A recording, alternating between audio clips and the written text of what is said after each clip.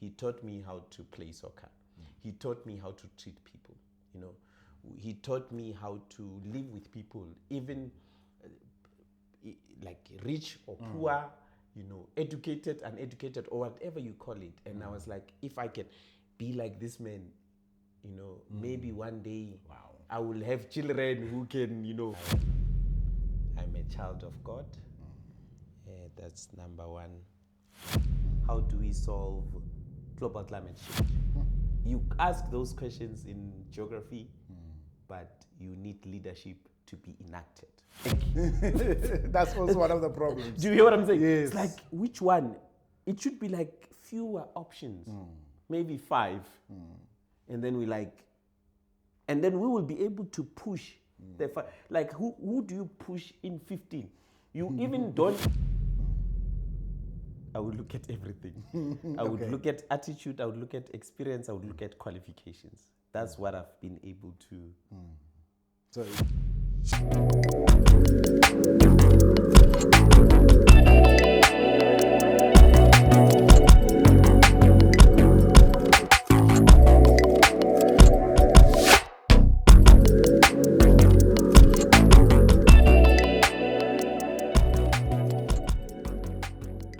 hey guys, welcome back again to our most amazing and most informative podcast, Sisol Workforce Talk. And guess what? Today I come with great guest here, my brother and a friend, and also a colleague, mostly in community work that I do and that we do as a company or group of companies. We come a long way, and above and beyond that, I've seen loads of people's lives being impacted positively by the work that he does. Here I'm talking about people from rural areas, from primary schools to high schools. I mean, taking kids from, deep in rural areas, from KZN to Limpopo, taking them to universities. I'm talking top universities, not only in South Africa, but in the world. A man with international exposure, international experience, Mafule Moswane. He's here. My brother, welcome to our podcast. How are you doing? I'm delighted to join the podcast and the conversation. Thank you for having me, and it's an honor and privilege to be in the same space.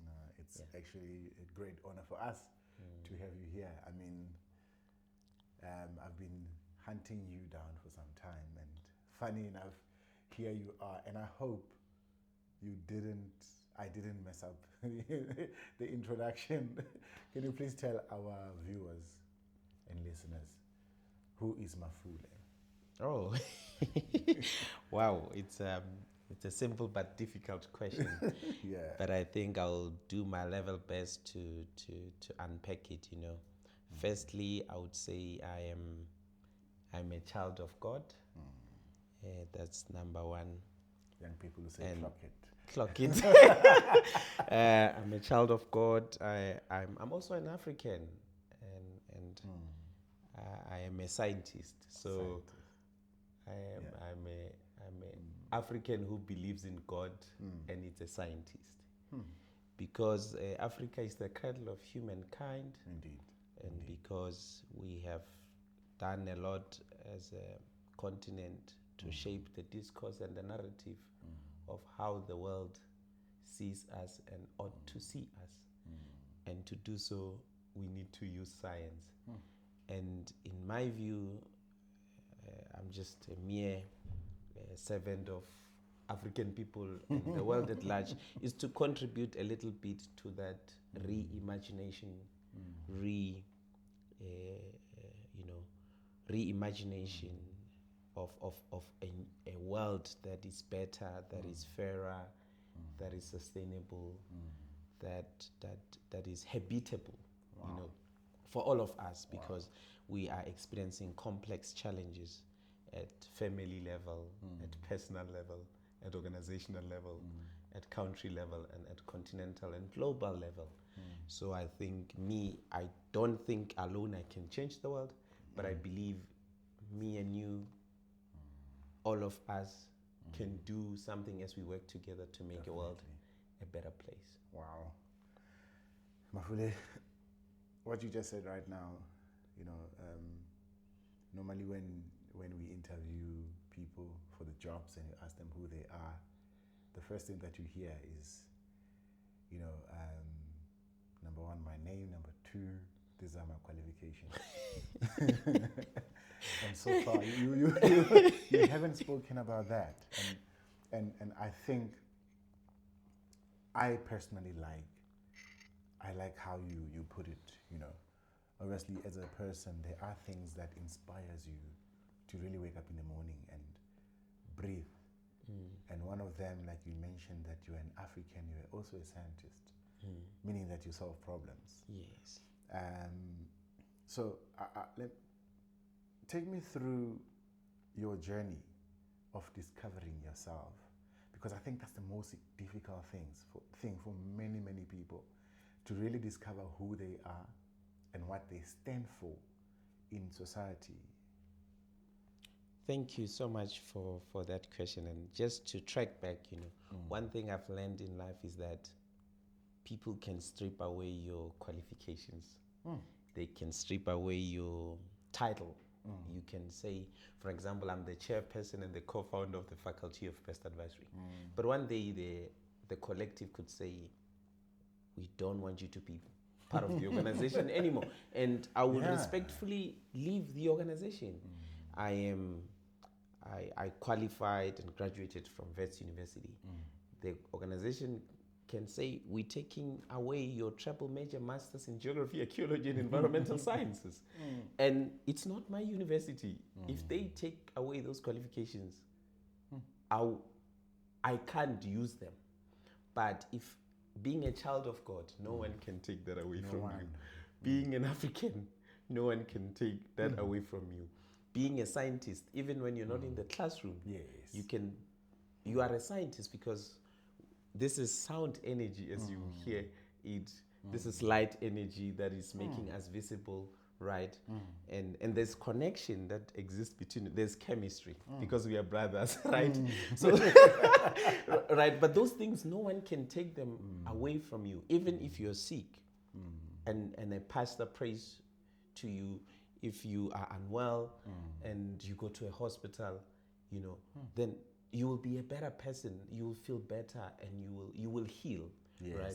Because the God we pray to is a God of miracles, right? Amen. So I'm living my life to be a life of purpose, and in the journey, I just hope that I get to meet people who will see me for who I am. Because sometimes when you do something you love, people may take it as you have a certain agenda. Because I come from a background where at preschool, at primary, I was bullied, by, the boss. At school, there's always a boss, like, no, of course. So this manyora. So I was like,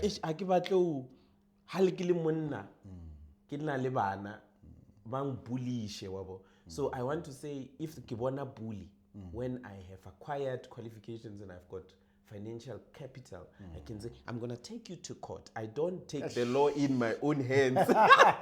I'm like, you as a bully, I see what you're doing to me and my family, but I have 1,000, I'll pay a lawyer, and then they will sort me out, and I will leave it all to God. Interesting. Because if I shoot the bully will die peacefully, and I will go to prison. So I think the purpose for my life really is to just, help other people find their purpose, because I know my purpose in life is to serve, is to teach, is to learn, is to think, is to write, and contribute to a narrative that is inspiring, a positive narrative for Africa. Because the African narrative has been of that of a dark continent. Yes. The narrative of Unfortunately, yeah. South African people is that South Africans are lazy. South Africans, they don't want to work, right? But I'm a South African. I went to vets. You went to vets. If I had never been to vets, I would have never met an amazing brother like you. Most probably. And who are we? We are South Africans, and we are Africans, and we are lifting our story. Wow. You mentioned something very important, and I think it's key for the audience of this podcast. You know, mostly our audience would be your managers, CEOs, job seekers, and you know, but that would be most of the audience that we actually plan for the content for. Yes. But obviously there will be other people outside that. But for this audience, I think one of the critical things, mostly for guys like myself as leaders in business. Yes. One thing that I believe a lot of people struggle with, like Simon Sinek has always said, Yes. start with a why. Yeah. Right. Finding the purpose. Yes. And you mentioned that your purpose is to help people find their why. Yes. Can you tell me how you do that? Or if a person was to ask you, how can I do that? Is there a process that one has to follow? So for me, thank you so much. For me, I think I can say it was through trial and error. So I wasn't born the way I am. By the way, I failed preschool 2 times. And the 3rd attempt, I passed. Man, I also did it twice. And the story there is that when I graduated from my preschool, I gave a speech. And it was the shortest speech ever. I said, my mother is Polly, my mother's name is Abongi, my father's name is Polly, and my name is Mafule Moswane. And people laughed at me, you know. And I wasn't saying anything out of the ordinary, and I said everything I was told to say. Yes. But I think at that moment, I knew that whatever you do, even if I just stood there and cried, people would have laughed at me. Would have found a reason to just make fun of that. Yeah. At that early age, I learned that people, whatever you do, people will laugh, people will criticize. I think then I was like, it's between me and my God.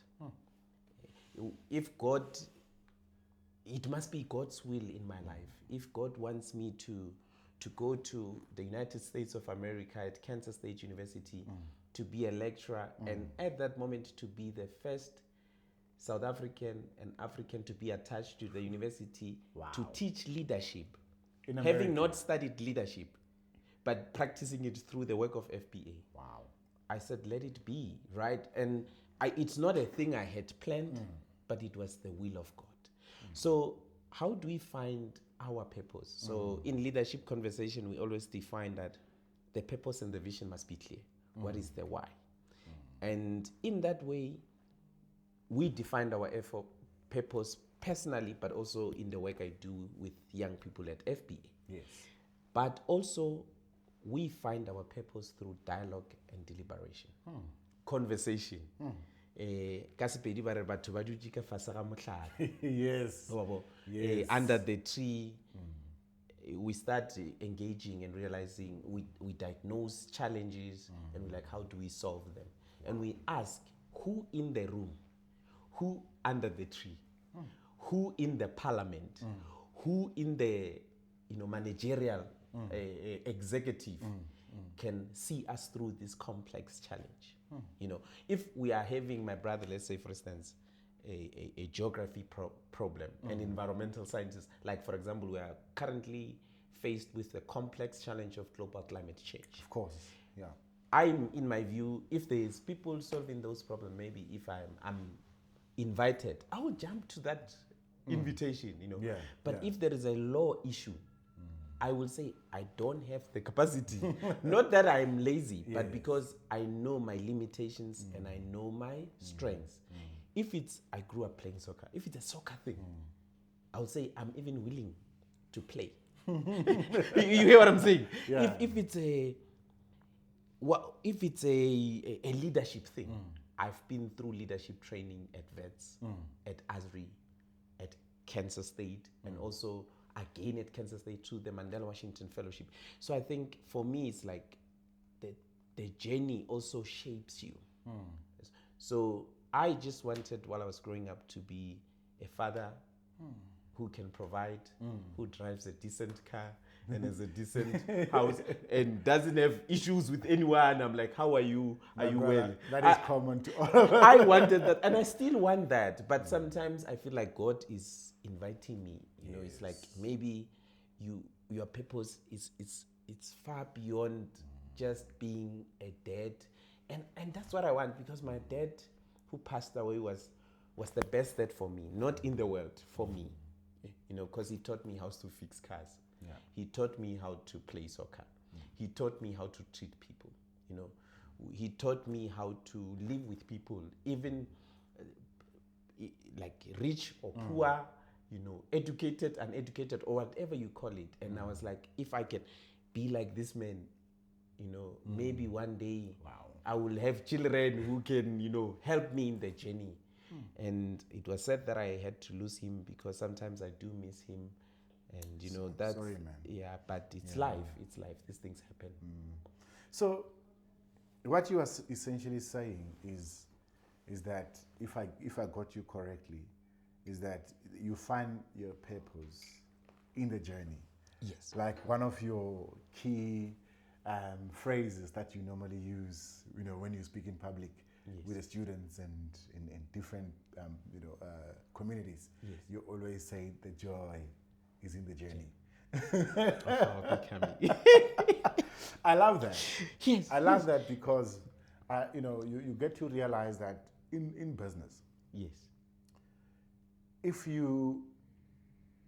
what makes you happy Yes. is the invoice paid when you receive the money. Yes. It means from the time you receive the purchase order up until the time you submit your invoice, you are not happy. Because that is a journey. Yes. Before you can reach to your next destination. Absolutely. So because I hear you talking about how you wanted to be like your dad. You know, I respected your dad. I knew him personally. Yeah. I was very, very fortunate to have met him. Very humble soul. Yeah. You know, and I mean, look at you now. You know, so you wanted to be like your dad. And then are you saying to me that for you to be the leader that you are today, because you are a leader of various organizations, and a lot of people look, up to you. There are a lot of things that I also look up to you as well. No, but So, are you saying that whatever that was taught in the household actually led to this person that we see here today? I think, honestly, look, so me, I got into leadership not because I wanted to, right? And I'll be brief. So at home, I listened to my parents when they say it's time to eat, I eat. It's time to go to church, I go to church. Because when you're young, you don't know everything, right? Yes. It's time to go to school. I followed the orders. And then when they say, go and tell so-and-so, when they delegate duties. So it started in the unit of the family. Ooh, if we master how families work, society will eventually work. Wow. But if we continue to have broken families, and I'm not saying my family is perfect. I don't even speak to my grandfather from my maternal side at the moment, and it still hurts me, because I'm like, I never insulted you. I never, did anything wrong to you as a young person, because at that time I didn't know the difference between right or wrong. You know? But so I'm not saying I come from a perfect family, but I've always been longing for joy. That's why I say the joy is in the journey of our becoming, because I want, and I know the journey. I think it's an aspirational thing because I know the journey is messy. Even my life now is not perfect. Yes. It's complex. But I think we just cast a stone, to say we want to follow. And we like we draw inspiration from leaders like Moses in the Bible who says there's going to be the land of milk and honey. Yes. But with Moses, he never got to the land of milk and honey. But our aspiration is not the land of milk and honey, it's the space and place of total emancipation. A place and space of green circular economy, right? Where we are living with zero waste, zero emission, zero hunger, zero poverty, where things work, not because of Solomon, not because of Mafule, but because of all of us, right? And it's not my responsibility only, or your responsibility. Yes. It's our responsibility, right? To lift each other, to help each other, to say this one needs this kind of intervention. I had trauma while I was in the United States of America. I never thought that I'll have to have an opportunity to speak like I am, because I think it took me 3-4 years crying. I even created a path where I was staying because I was walking up and down, trying to understand that, God, I'm your child. I don't insult people. I don't fight people. I don't steal from people. Why am I going through what I'm going through?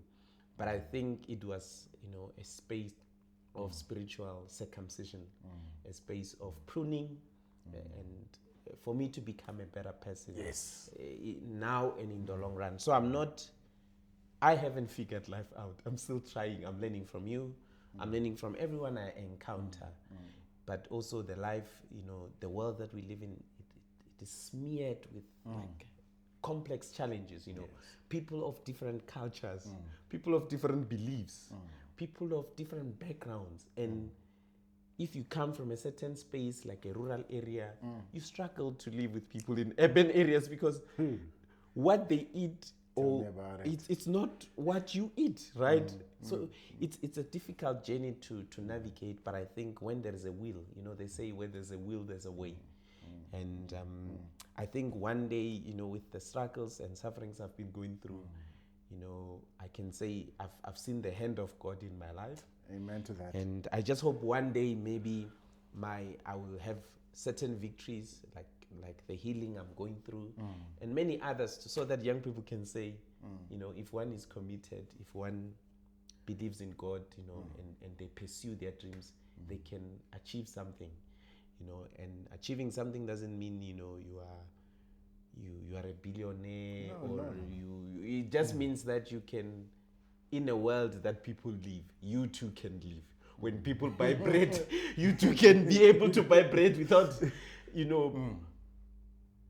inconveniencing people, right? It means that when people pay tax, you too can pay tax so that the economy moves, right?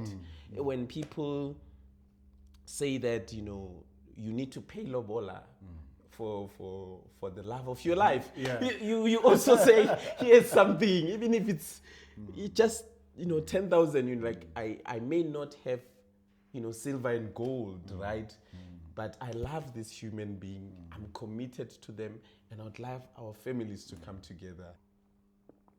You mentioned that you used to teach leadership at Kansas State University in America. Yes. And one question that I have is, did you study leadership? Like literally, as in academia? Was that part of your path in academia? So, for you to actually get that opportunity to teach? I think you're taking me back.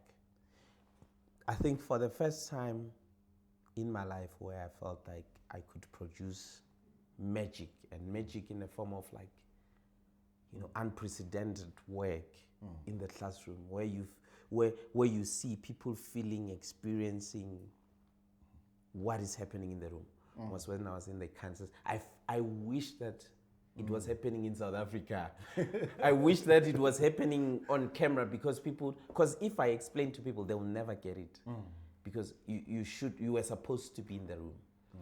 But what led me there was that, like I told you, I grew up as a head boy. I grew up as taking care of cattle and goats. That's leadership, right? I grew up, playing soccer, and I had my own soccer team, like not formally, like yes. So I had my own soccer team, and there was also a team I played for, and I was always the first one to arrive, taking care of the, what is it? Yes. So it means caretaker. So that everyone, when they are here, you are there. So it taught me discipline, it taught me punctuality. It was learning. It wasn't in the classroom, because leadership is not only a thing you learn in the classroom, you must practice it. So I practiced leadership. And then when opportunities came to learn about leadership, I was ready. They always say it's better to be prepared for an opportunity and not have one than to have an opportunity and not be prepared for it. So when the Kansas State University opportunity at the leadership, at the Staley School of Leadership Studies came, I was ready. Because at VETS, I was part of the Emerging Leaders program where I was trained on leadership. At ESRI, I was part of the 2016 ESRI Future Leaders Fellow. And then I was part of the Mandela Washington Fellowship of 2018. So I learned leadership through different institutions in my village, at my schools that I attended, at universities I've been to, at Research Institute, and even in FBA when we incepted it from its genesis in 2012. Yes. I've always been heavily involved. The only time I've been absent is when I was sick, when I was in hospital, or when I was not anywhere near the work. And so that's what constituted to me being a suitable person to be in the dance floor of teaching leadership at the moment, at that moment and time at Kansas State University. And it felt, and it still feels like it's something that I was called to do. But I wish, and it even aligns with geography, because if I didn't, learn about geography, how to write, how to speak, how to lead, because if we were to take leadership into geography, we will call it human geography and economic geography, because it's the interaction of human and the environment. How do we solve the crisis of water in South Africa and in the world? How do we solve the challenge of inequality, unemployment? How do we solve global climate change? You ask those questions in geography, but you need leadership to be enacted to solve the challenges. Will I be correct to say that you're also a geography, lack of better word, expert? No, I'm not an expert. No. Or maybe a lifelong learner? No, I think that's fair, my brother, because an expert is someone who believes at least in my own understanding. I'm not saying expert at that, but if I'm an expert, then it means what I say must go. And I want to learn. I want to grow. I want to be, to be of service for the nation, for the continent, and where opportunities arise and they say, Mafule, it's someone we know. And then they call my name, and I'll quickly, dress up and show up, and really help make progress, because I feel like we were called to this world for a purpose, and ours is just to respond and actively respond and attend to it. Do you hear what I'm saying? Because the aim of life is not to exist, right? But it's to live, not just to live, but to come alive. And that's why I say you need to find the thing that sets your soul on fire and make you come alive. The thing that makes you tick. The thing that makes your heart skip a bit. The thing that allows you to produce magic. The thing that even I say, wake up, my brother. It's time to work. You're not like, what am I doing? You do it anyway, because you're doing it ethically. You're doing it with excellence. You're doing it in honor and in service of God. Mafule, our country is my own analysis. Our country is facing a serious leadership drought. In that, I'm not sure whether is it an issue of the way we define leadership, or is it? I mean, based on what we discussing now, my mind just is telling me that probably the definition of leadership. How do we define one as a leader? How does one then, becomes a leader? The process, like you just mentioned, to say, from, watching your dad and being, receiving delegation from your parents to go and do this and this and that. So our country at this moment, we're wondering if President Cyril Ramaphosa resigns tomorrow. A lot of people are asking themselves this question: who will be the right president? And I'm not going to ask you that. I'm just going to ask you only if you believe that we have leadership problem, or we have the ideology issue. Yes, I don't think South Africa has a leadership crisis.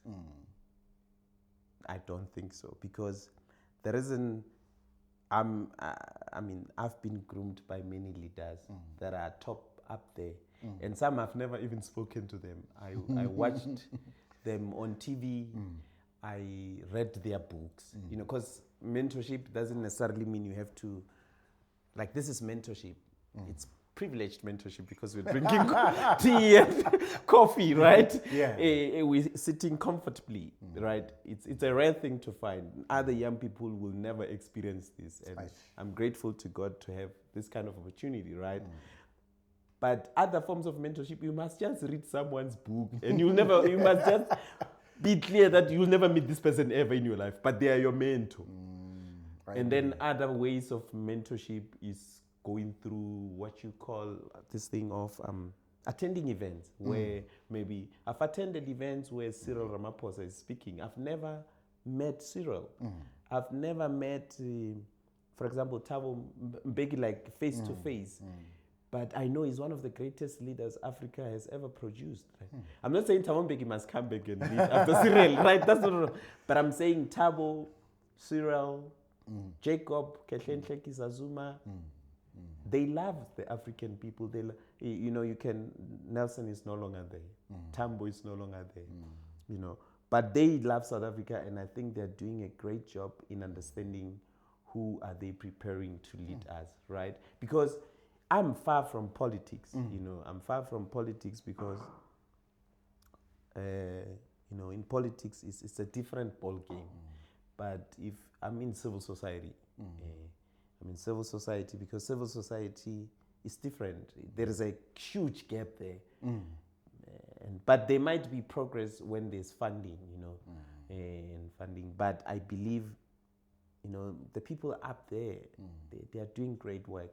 It's just that we are not united. Everyone wants to be, so I think I want you to hear me. We have many political parties. Now it's difficult to choose. There are like 15, 20. Now when I have to choose, it's like I'm doing homework. That's also one of the problems. Do you hear what I'm saying? Yes. It's like, which one? It should be like fewer options, maybe 5. And then and then we will be able to push the 5. Like, who do you push in 15? You even don't even know the name of the 50th political party. Do you hear what I'm saying? Yeah. Now, how do you hold that person? Like, how do you hold a stranger accountable? Because I'll be like, you're like, I'm trying to hold you accountable. And you're like, but who am I and who are you? I'm like, oh, I'm sorry, I thought you were Solomon, the great king, right? You hear what I'm saying? Yeah. So I feel like I'm not saying I can't make a decision on that. I'm not up there to make decisions. But I feel like we have got so many political parties that we don't even know their names. And we believe that we have lots of leaders as well. And that's not like absolute democracy. I think democracy needs to be controlled and managed for the greater good of society. For young people to see themselves, like we need representation of young people in the echelons of power.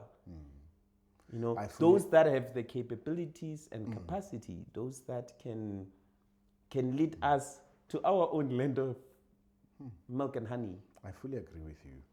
So now, with regards to let's talk about, you mentioned something very critical to the next question that I had. Companies, when it comes to hiring, mostly hiring at the leadership level,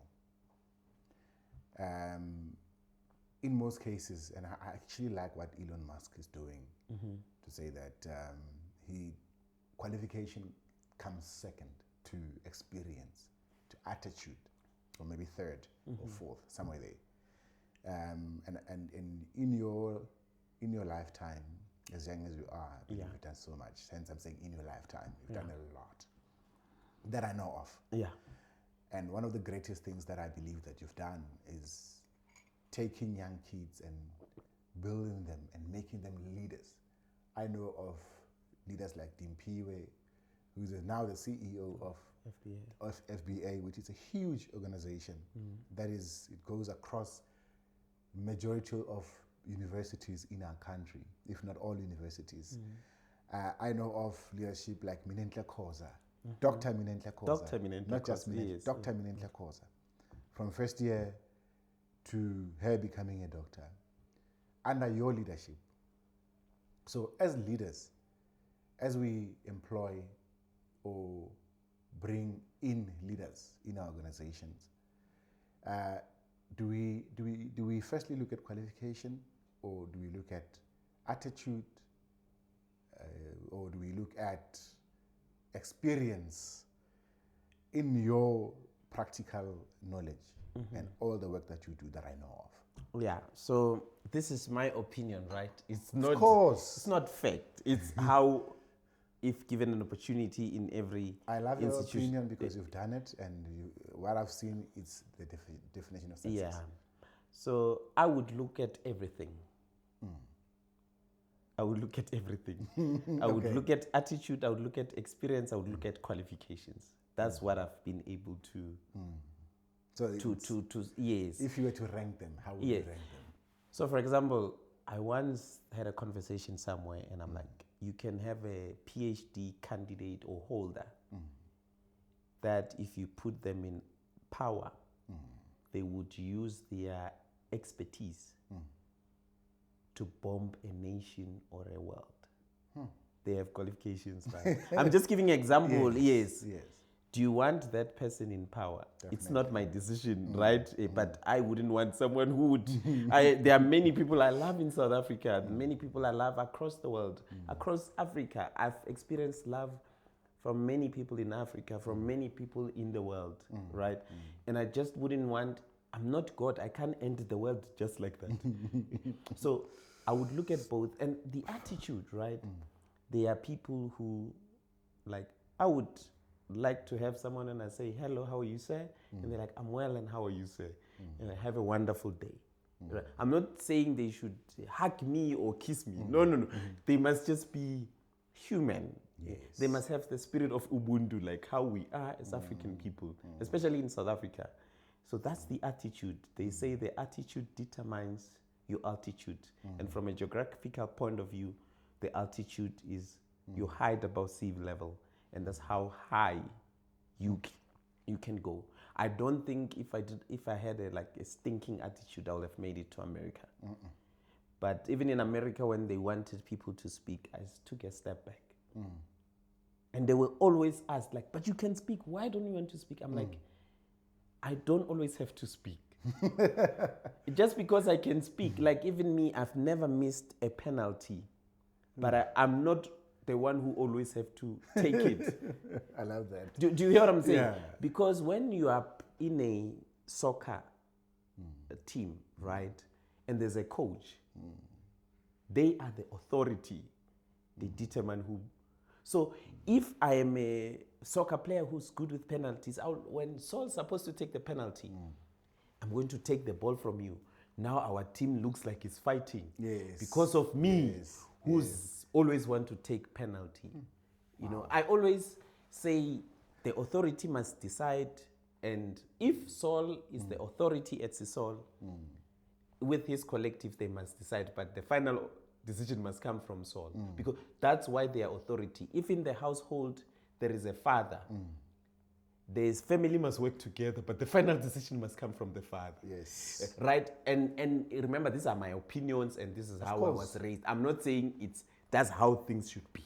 But I think how things, because my father, I wouldn't have made it to vets or anywhere in the world if I wasn't raised the way I was raised by my father and my mother. My mother, if I was writing tests, he knew I had to focus. So she will wash my clothes. I know how to wash my clothes. I know how to iron my clothes. I know how to cook. But if we know what now is time to focus, they take off some of the responsibilities. Ngwanaka, hape usonjo pass official university. My brother. So I'm not saying I figured it out or anything of that matter, but I'm saying that I've seen some of these things work in my life, And I agree. And one of the things I'm missing is like if my dad maybe was still around, maybe I would be married by now because I would have asked him, how did you do it? But now he's not there because so I have to now speak to mentors and help me in the journey so that I too can follow in the footsteps of other great men like yourself. Actually, you'll tell me how to go about it because you've tied the knot, and I know your beautiful wife and your amazing kids.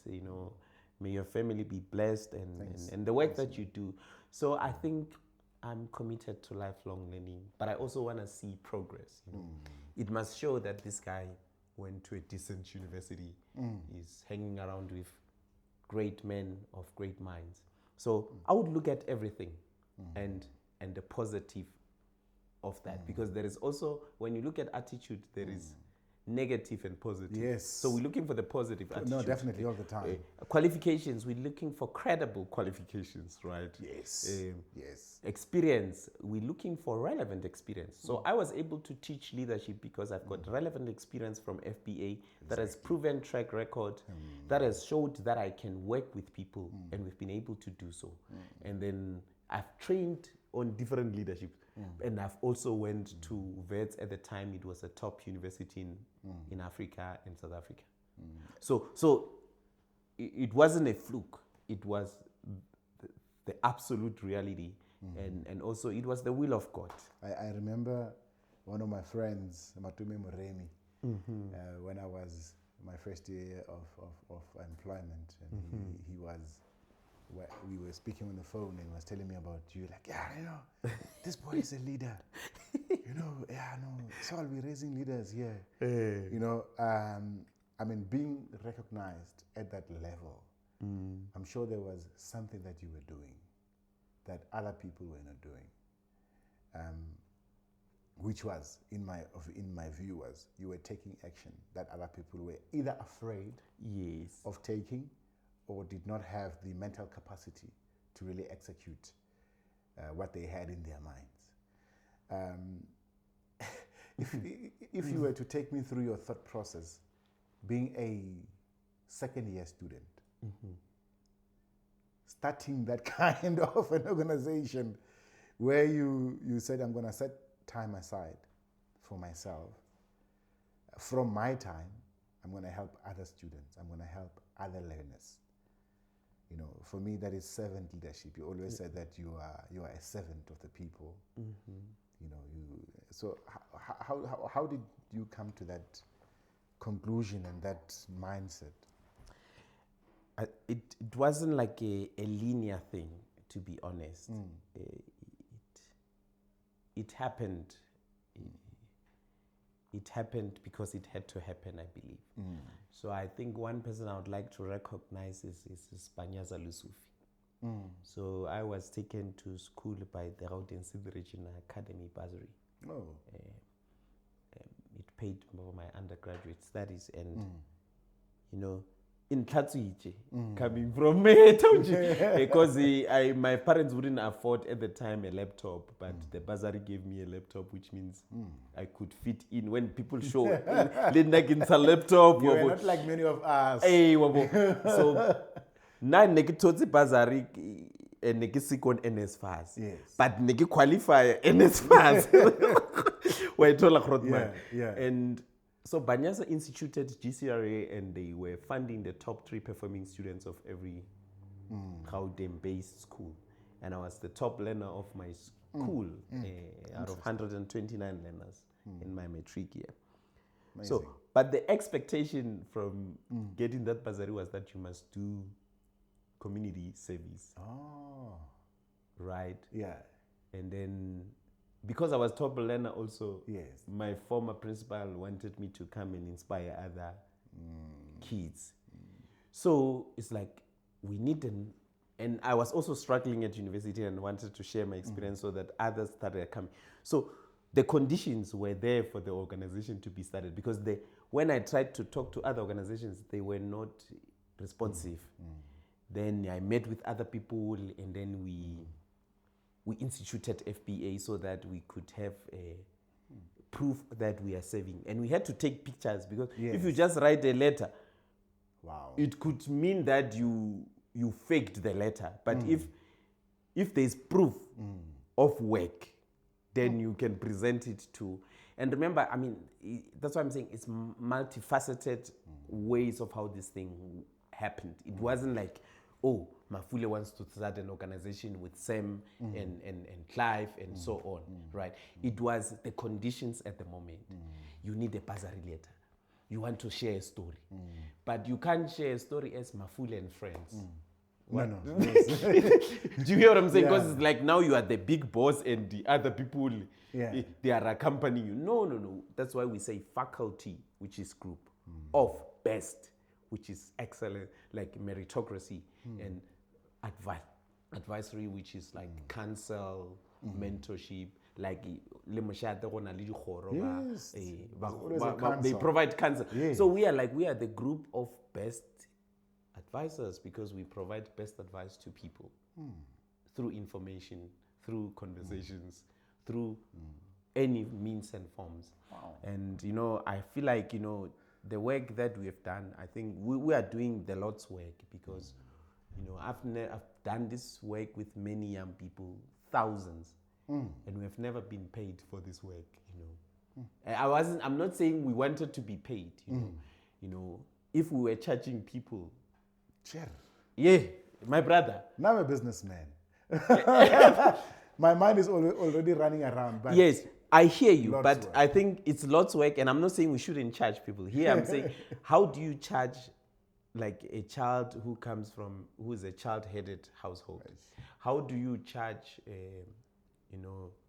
a child whose both parents are not working? Right? How do you charge a child who comes from a broken family where they are fighting, where they've been raped? So, and who needs the most of the intervention?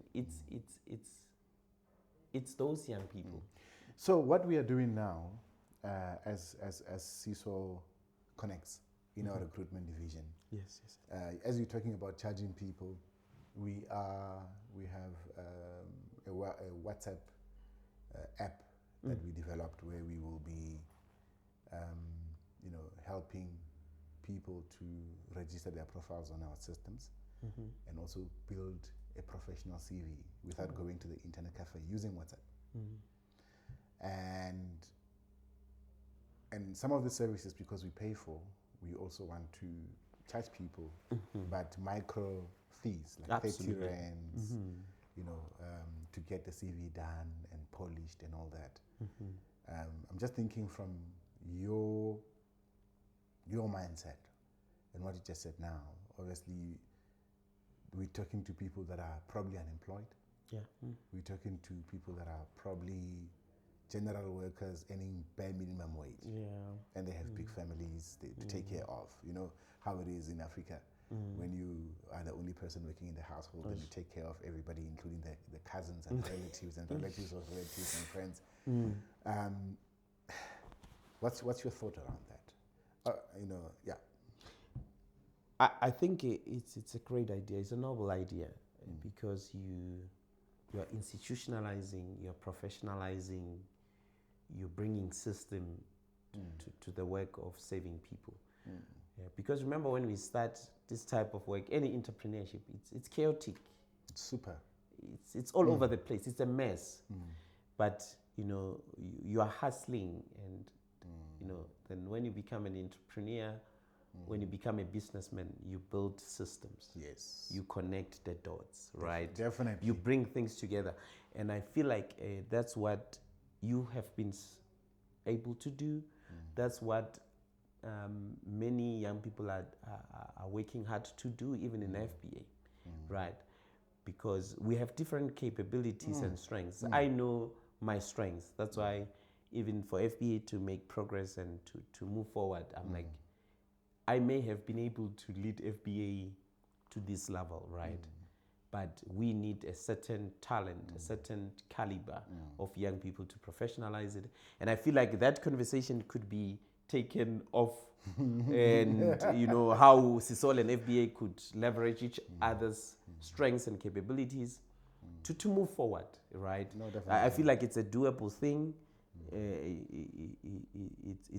requires a different platform and setting. No, but 100%. But all in all, I think I'm willing to learn, to grow from different individuals. My brother, you are very humble, but it's fine. You know. God blesses people that are like you. That's what the Bible that I read says. Yes, you know, God will always, you know, bless the humble. You know, but after in all, what's that one thing that you'd like the world to know about you that I didn't ask you, that you, anything that... I think what I would like to say to everyone, and I think even to myself, I would like to say, you know, don't fight God, but fight for God. What did you just say? No, I want to say it like humbly. I feel like for what you've been called for in this world, you must do it. You know, if God has called you for a certain purpose, you have to live it, and you must bring that purpose to light in everything that you do. If you are at church, bring that purpose to life. If you are at a business setting, bring that purpose to life. If you are at the field of play, soccer, tennis, netball, volleyball, bring that purpose to life. If you're a teacher in the classroom, if you're a professor at the lecture hall, if you are, you know, a singer like Busi Hatebe, you know, yo, my brother, if you're like Rebecca Malube, be like Rebecca and heal the nation, right? I feel like those are some of the people who have brought their purpose to life. If you are like, you know, who's this guy? DJ Spoo, remember when it rains, because rain is blessings, right? I feel like those are some of the people who have reached what Maslow hierarchy of needs. They've reached self-actualization. We need to get there, all of us. And I'm not saying all of us should be like DJ Spoo and, of course, sing hit songs. No. But if you are a brother in the family, be the best brother. You know, if you are the cleaner in a certain company, you know, I'm part of a university that is building the first university airport, you know. And I'm like, for that kind of milestone, even if I'm the security guard there, I'm going to say, come in, go out. I'm going to do it because I'll be part of a history-making moment of a nation, a continent, and the world, right? So for me, it's not like I want to be something like extraordinary. I just want to be at an environment where I can be my best self, right? Because if just hear me out, my brother, if you are playing soccer, right, you are a striker, you don't get square balls, you don't get through pass, you'll never succeed because you'll never score, right? I don't know if you are hearing me. That's very deep. If you are a striker, you don't get service, you will never score because even the defender doesn't have to work. They will just say, this one, he thinks he will receive the ball, he's not going to come. So for me, I hope to be part of teams where I'm seen, I'm valued, and I'm leveraged. Do you hear what I'm saying? And sometimes, because I play the anchor role when I play soccer, if the striker doesn't want to score, there is a concept at Tabampie Zozo Rabbits, Reitume. So if you pass the striker, they don't score. The second time you pass, they don't score. The third time you pass, they don't score. The fourth time you pretend you pass, you move the other way, you shoot and score. The team has won, even though I'm the one who scored. That's a very great concept there. Thank you very much, my brother, for coming, for your insights, for your, like I said before, there are things that you do that inspires me, that builds myself, and I hope that our listeners or viewers, they've learned quite a lot from this great gentleman, great leader. And I know this is not the end, and I know that we haven't even reached 10% of where I envision you to be. And I'm sure many other people, through all the work that you do, the service that you give to South Africa, to Africa, that on its own, it's massive. It cannot be measured in rands and cents, but with emotions, heart, mind, soul, it touches a lot. Thank you very much. No, I think I also want to say thank you for having me. Truly humbled to have shared the story, and I know the story I shared is not just for me. It's a story that connects many parts of South Africa, all 9 provinces, all 26 public universities, and those that are still coming, 50 plus TVET colleges and schools and families, right? It's a story that we believe is still unfolding, that the best is yet to come, and the best pages of it are yet to be written. I want to also thank God for my life, because if it wasn't God, I wouldn't be here, right? And I hope that God blesses you and your family, the crew here, everyone that works with you and for you. I also, hope that God blesses the work that we do at FBA, so that we reach more communities. I hope that God blesses South Africa, that the challenges that we are currently facing, we get to find solutions collectively, because the solution won't come from one man, definitely, or one woman, by the way. Not even one party. Or one party. We need all of everyone for hands to be on deck. I hope that there's peace. That there's peace in South Africa and peace in Africa, and it's not my own even projection. I think the father of African Renaissance, Thabo Mbuyela Mbeki, has been working tirelessly, even in his retirement age. Still preaches about African Renaissance. So you can imagine, who am I? I'm just hoping that more, because I know that the message of Thabo, it's resonating with me, but Thabo's message may not get to someone if I'm not the one passing it. Do you hear what I'm saying? Yes. So the total emancipation agenda is not a new thing in the FBA. It's the message of all Africans of the past who wanted liberation, but we are finding a different way of communicating it. And I think there are people in different corners maybe who may be thinking, who are these people? What are they doing? We are reaching communities and spaces that other people cannot reach. Amen.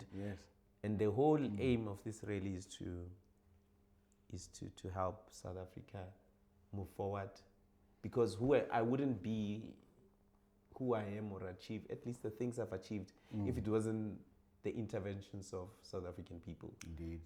If it wasn't interventions of African people and the people of the world, when they saw me and they're like, this is a young man with potential, maybe let's hone him, let's mentor him. And that I also pray that God continue to shine the light in my path and the path of many young people.